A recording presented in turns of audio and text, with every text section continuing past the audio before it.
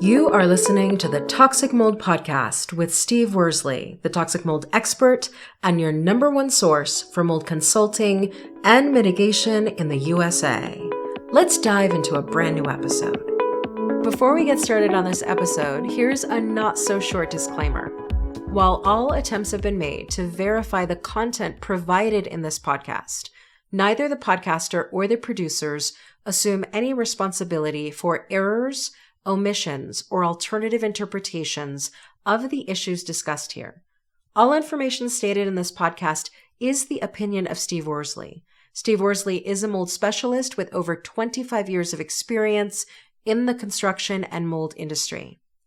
The Toxic Mold Podcast is for information sharing purposes only.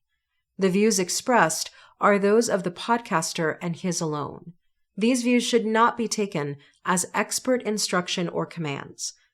While there may be references to medical conditions and symptoms, all podcast episodes are the opinion of Steve Worsley, and any medical questions or concerns shall be addressed with the appropriate licensed medical professional or professionals.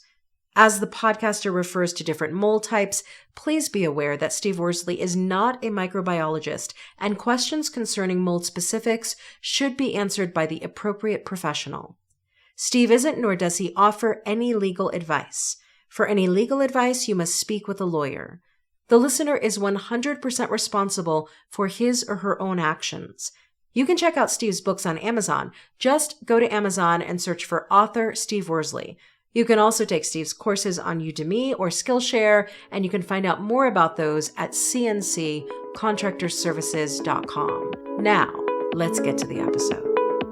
Hello, you're listening to the Toxic Mold Podcast with myself, Steve Worsley, and we have my wife, Cassandra, again. How is it going? Good. Another day in paradise. We're into September, so... Yeah, what does one of our signs say? Living the dream. Yeah, exactly. So today's topic is something we talk about quite often, something I get asked probably by most clients or people that reach out to me, and it's toxic mold in your belongings in your home. So why do you think we're going to address this? I think this is a big question that comes up a lot. Like, what can I keep? What do I have to throw away? Do I have to throw everything away? Yeah, it's, like I said, it's probably one of the most common things I get. And for our listeners, you will hear quite often, you have to throw everything away. Now, from a general, liability perspective, the reason that you hear that, the reason we will say that is because we don't know exactly what's in your home, and everything can be contaminated.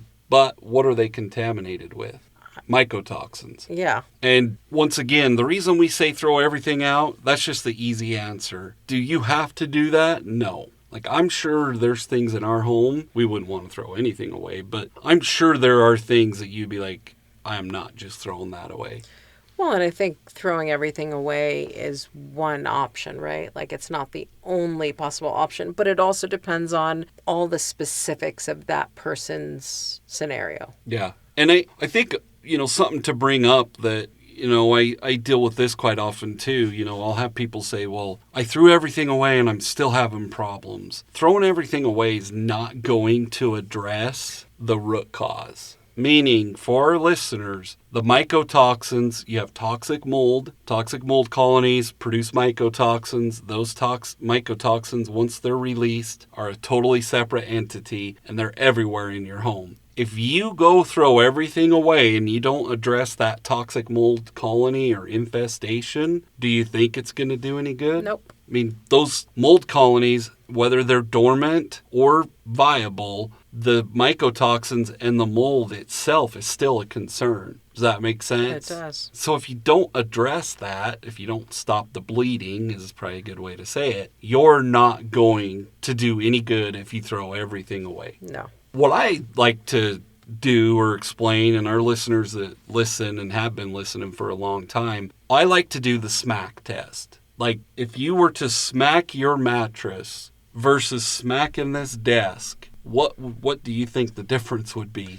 Well, you smack the mattress and dust comes up, and yeah. All sorts of, like, pollens, mycotoxins, endotoxins, all sorts of stuff, skin cells. But if you do that to the desk, you're just going to hurt your hand. Exactly. So for our listeners, if you're trying to decide what you should keep, I'd like to do, like I said, the smack test. That will tell us how porous something is. If it's very porous, and if you smack it and it doesn't hurt your hand, you probably should consider getting rid of it. Absolutely. Like a fabric couch or a mattress, stuffed animals, things like that. Also, the other test I always talk about is a wipe test. So if you think about this desk, if it was covered in dust, which would have mycotoxins in it, if I run my finger down it, you should see that line, correct? Yes. And if you see that definitive line, that tells me this is not porous. Which means it's okay to keep. Yep. But what do you say to things that have both? So I think of like a leather couch. I don't know how porous the leather is, but when you remove the cushions off the couch, the underneath it is porous. Exactly. And so that's once again why we always say you got to get rid of everything. For something like that, you can HEPA vacuum it, you can try to treat it. And I guess to answer your question, you're taking a risk by doing that. So for our listeners, they're like, well, we don't really want to get rid of our mattress. Well, then that's a risk you're taking. You can HEPA vacuum it. You can try to spray it. I would not recommend spraying anything that's porous. But to answer your question, that's where you have to decide, like a dining room chair. If it has cushions on it and then the rest is wood, you still have the cushions you got to deal with. That's true. So, but for the most part, a leather couch, like you said, the top and where you sit and can see, that you can probably just vacuum it and clean it. But underneath, what are you going to do? Exactly. So it's a difficult thing. And for our listeners, if they're wondering, like, well, what if it's something we cannot part with? You can do tests. And this is just my opinion. Others might not agree. But if you're going to test something to see if you can keep it, testing it like a traditional mold test, meaning just a tape lift or an air test or a swab, you wouldn't do an air test on a piece of furniture. But if you do that, the lab is only going to report the mold type, not the mold species. And my point is we don't know if it's a toxic mold by only being told the mold type. Does that make sense? That does make sense. And sorry, go ahead. No, so I'm just thinking testing may not give you all the information you need to make an informed decision. Exactly. Okay. I guess what I was going to go down is if you really cannot part with something and you want to test it, I would do an EMA test. Or at least a mold species test, a qPCR DNA test is how it's classified. That way we know what the mold species is. I personally would do an EMA test. But we're talking $400, $450 for one piece of furniture. Could you imagine doing 5 or 6?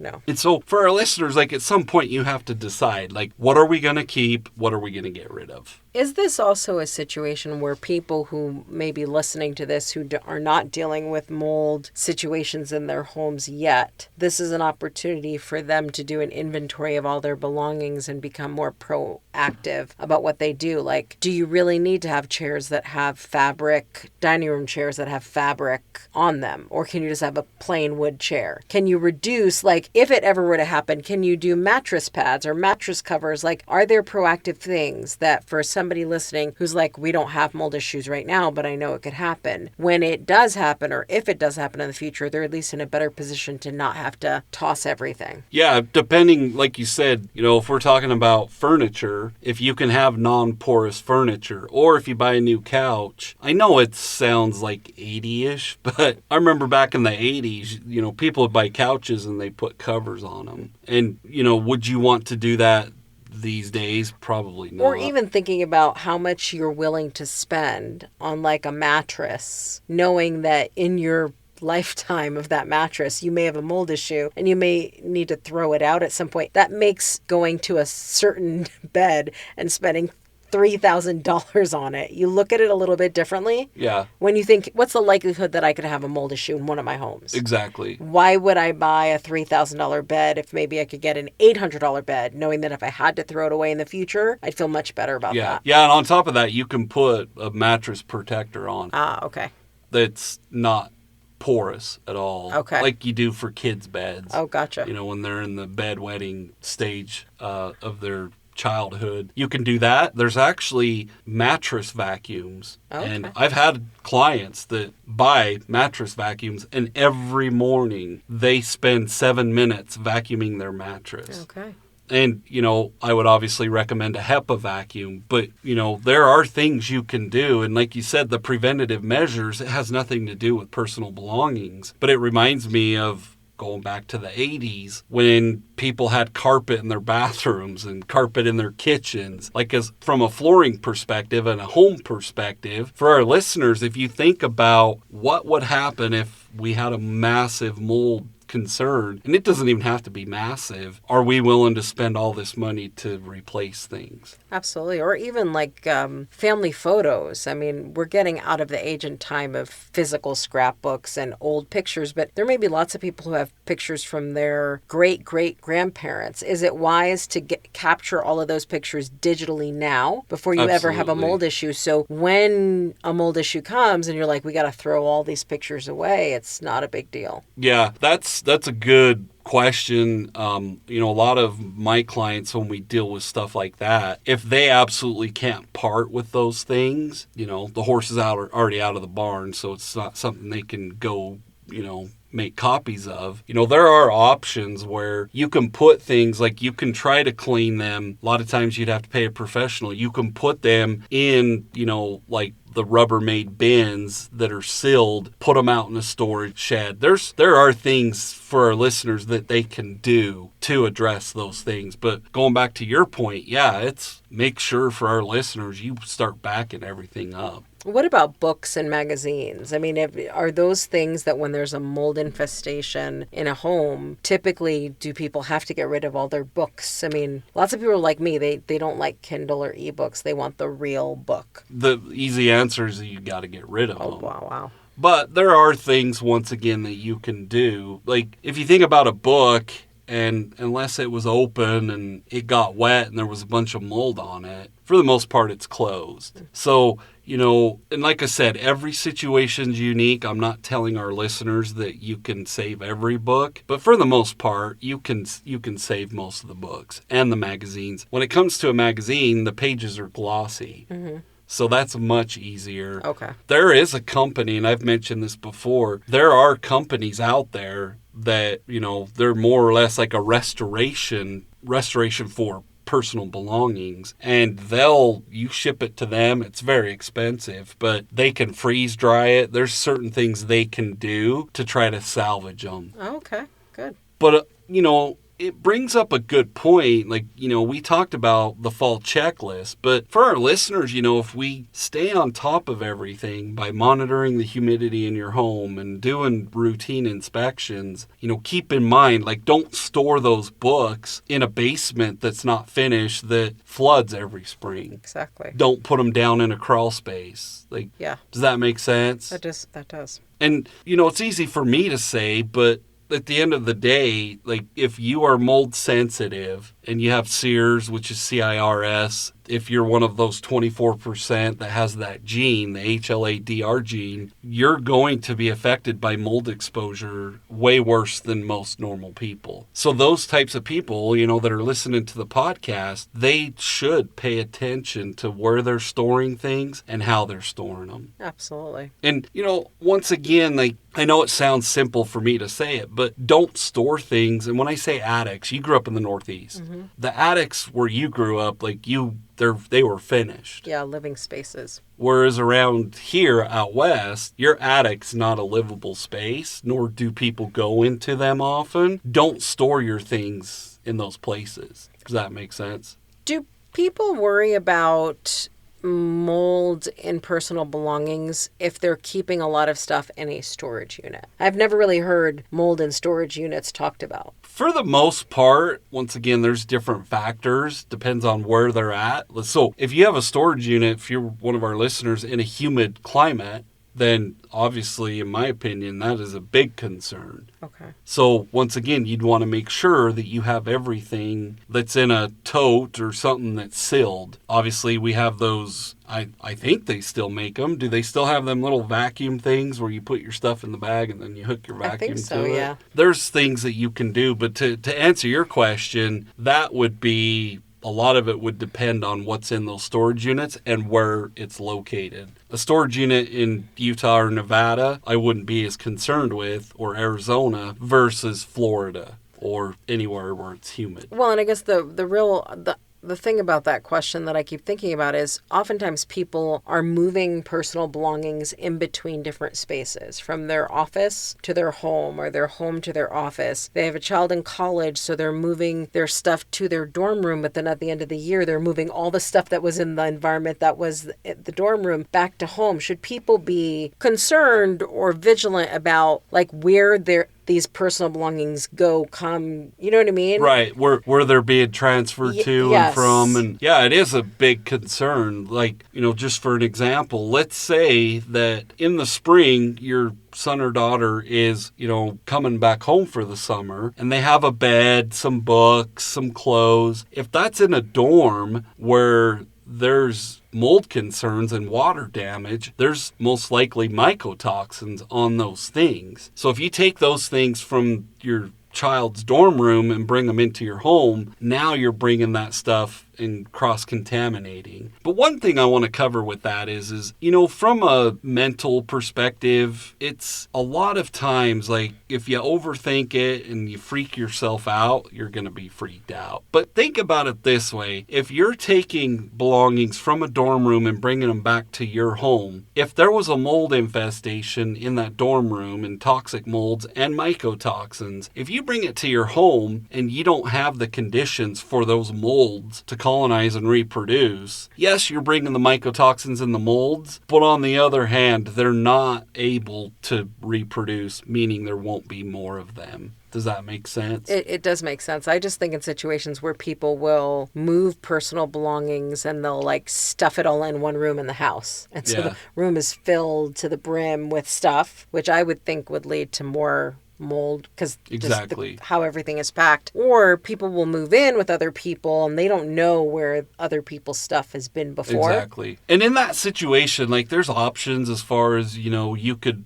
leave everything in a garage or a separate space. Clean those things. You can, depending on how porous they are, you can HEPA vacuum everything. You can damp wipe things. A lot of times, like when we do small particle cleaning, we want a surfactant. So that's why a lot of professionals put a little bit of dish soap in whatever they're doing. They use a microfiber cloth, and the surfactant is, the mycotoxins attached to that cloth. But they can, if you live where it's not windy or raining or snowing, you can leave stuff outside for the day. Let the sun do what it's going to do. Let nature do what it's going to do. But like, I think what you're saying is for our listeners, you do have to be very, very cognizant of, let's say your father just died and your mom's going to move into your house. Well, if she's moving from a very moldy home and all this stuff has mycotoxins, you probably need to take some steps to address that. As much as it might upset your parent, you have to address that if you're one of our listeners that's mold sensitive. Absolutely. The other question that I have is, so somebody's getting mold remediation and their contractor says, it's probably a good idea to get rid of a lot of stuff. Who helps them figure out what to get rid of? Is it the mold remediation contractor who walks through that with them? Is it them?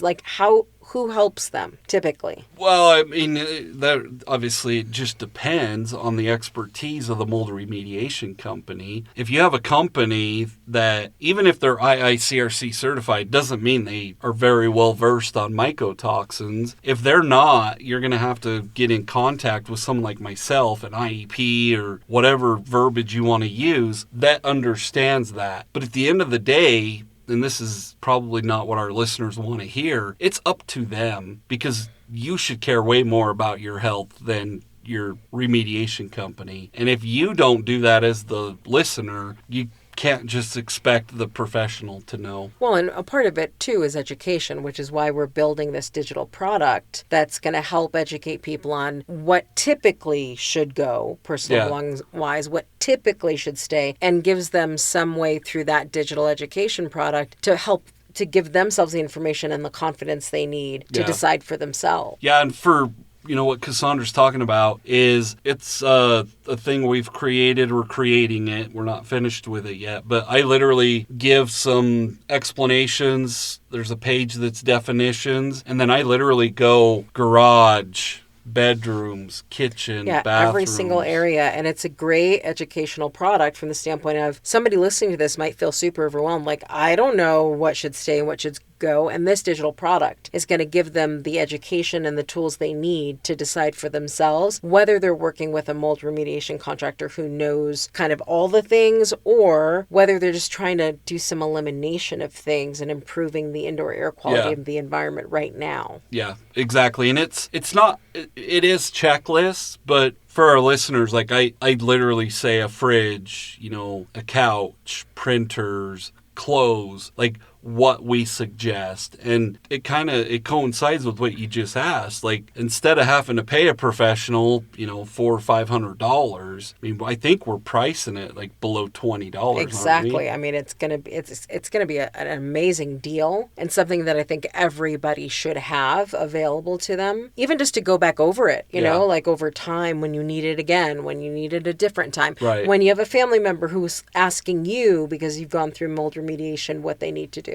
Exactly. And correct me if I'm wrong, but when our listeners, if they buy it, they just download it to their computer, so they always have it, correct? Yes, it's always yours. So you purchase it once, you keep it forever. Exactly. And so I think, we're working on it now. It's not done, but if you have any questions about that product, email info at cnccontractorservices.com, because it will be coming out in the next couple of weeks. Exactly. And it's, like I said, I can't cover everything in every scenario and every situation, because the level of contamination in the home has a lot to do with what our listeners can save and what they have to get rid of. Obviously, from a financial perspective, what can they afford? Is insurance going to cover, any of the loss? But it is a great product and I guess my point is for our listeners, like, I can't just guess what your personal situation is going to be. Correct. And the listener may not know, which is why we always like to talk about what is the minimum viable intervention necessary. Right. So, like, maybe they buy what do I keep, what do I get rid of digital product, and they say, I'm going to start with one room. And in that one room, maybe it's a room everybody in the household's frequently in, you handle that one room. Yeah. And then you start to document and journal, like we always say to journal, how do you feel when you're in that one room? Exactly. Now, maybe it's no different because you haven't done enough clearing of the home. But if you take it room by room, one, it's less overwhelming to do overall. Two, you can start to see, how do I feel when I'm in the two rooms that I just cleared versus the rest of the house. Exactly. Well, and, to expand on that a little bit, like, you do one room, tomorrow, then another room in a week. Before you know it, you're going to have half your house 100%. That you've done this in. But it brings up what we touched on before. If you do not address the actual root cause, which the root cause, when we're talking about what you can keep, would be the mycotoxins. What created that? The toxic mold infestation. And then what created that? It was probably a defect or a moisture intrusion event. And my point is for our listeners, you're wasting your time if you're going to go through and address your personal belongings, but you didn't address the mold that led to the mycotoxins. No, completely agree. If you have a 7-year-old who fills the bathtub, or actually that would be too young, a 10 or 11-year-old who fills the bathtub up to the brim, and every night they take a bath and they splash water over the edge, you can take out the bath rugs, you can take out the loofahs, you can take out all of the things, you can wipe down the floors, but if that 10-year-old is still doing that every night in the bathtub, you probably have a mold issue in your subfloor. Exactly. So until you address the habit that is creating the moisture intrusion event consistently enough to create a mold problem, removing the belongings in the bathroom won't matter. Exactly. Yeah, and that's a great analogy. And, for our listeners, once they've gone through this once or twice, at some point they're going to have to talk to the people that have the bad habits and say, hey, here's why this matters. Versus, I think naturally we say, oh, kids will be kids. Well, how much money are you willing to fork out because kids will be kids? Mm-hmm. So great points. We went we went way over. But for our listeners, like I said, we are working on this digital product. But if you're not sure, you have a bunch of other issues, obviously we offer consultations. We have other digital products that are available. There's tons of services that we offer. And if you want to actually consult with me personally, we offer that too. So go to our website. I'll put a link in there. But for all of our listeners, I appreciate all of you and have a great week. Thank you for listening to this episode. Make sure you go to our website at cnccontractorservices.com and sign up for the mold investigation checklist. Again, go to cnccontractorservices.com and get your free mold investigation checklist today. You can also on cnccontractorservices.com find out more about Steve's courses and books and consultations. Once again, go to cnccontractorservices.com.